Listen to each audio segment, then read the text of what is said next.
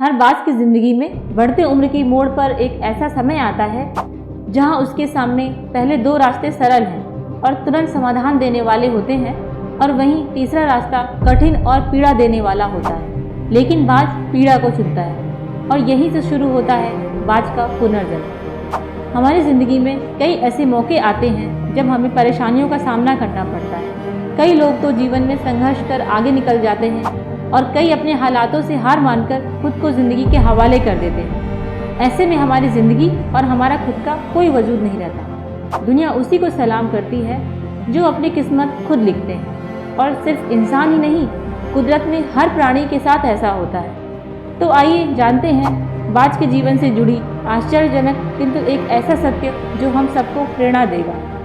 बाज लगभग 70 वर्ष जीता है, परंतु अपने जीवन के 40वें वर्ष में आते आते उसे एक महत्वपूर्ण निर्णय लेना पड़ता है। इस अवस्था में उसके शरीर के तीनों प्रमुख अंग बेअसर होने लगते हैं। पहला, पंजे।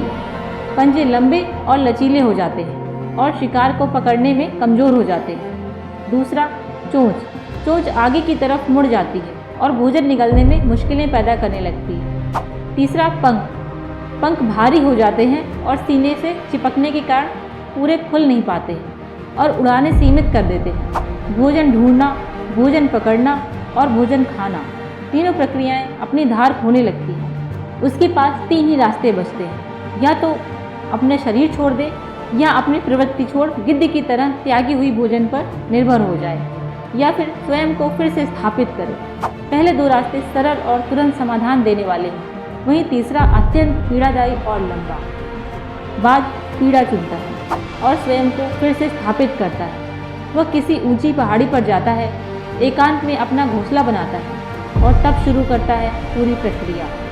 सबसे पहले वह अपनी चोंच चट्टान पर मार मार कर तोड़ देता है। बाज के लिए अपनी चोंच को तोड़ने से अधिक पीड़ादायी कुछ भी नहीं। अब वह इंतज़ार करता है चोंच के फिर से उगाने का, और उसके बाद वह अपने पंजे भी उसी प्रकार तोड़ देता है और इंतज़ार करता है पंजों के फिर से उगाने का। नई चोंच और पंजे आने के बाद वह अपने भारी पंखों को एक एक कर नोच कर निकाल देता है और प्रतीक्षा करता है पंखों की पुनः उगाने का। 150 दिन की पीड़ा और इंतज़ार, और तब उसे मिलती है वही भव्य और ऊंची रूह। इस पुनर्स्थापना के बाद वह ऊर्जा, सम्मान और गरिमा के साथ 30 साल और जीता है। आपने कई बार ये सुना होगा, भगवान भी उसी की मदद करते हैं जो अपनी मदद खुद करता है। और आज बाज की कहानी से आपको मिसाल मिल गई होगी कि जैसे बाज संघर्ष करता है 150 दिन तक, और भगवान उसका संघर्ष बेकार नहीं जाने देते। हम मान सकते हैं कि पंजे पकड़ के प्रतीक हैं, चोंच सक्रियता की और पंख कल्पना है। हमें भी अपने जीवन के मजबूरी भरे अति लचीलेपन को त्याग कर काबू में करना होगा।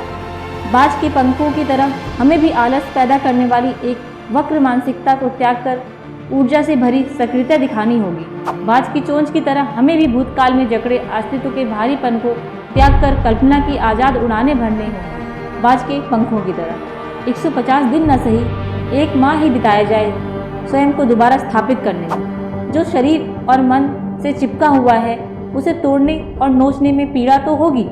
बाज तब उड़ान भरने को तैयार होंगे। इस बार उड़ानें और ऊंची होंगी, अनुभवी होंगी और अनंत की ओर जाएंगी। जीत तक जंग जारी रहेगी।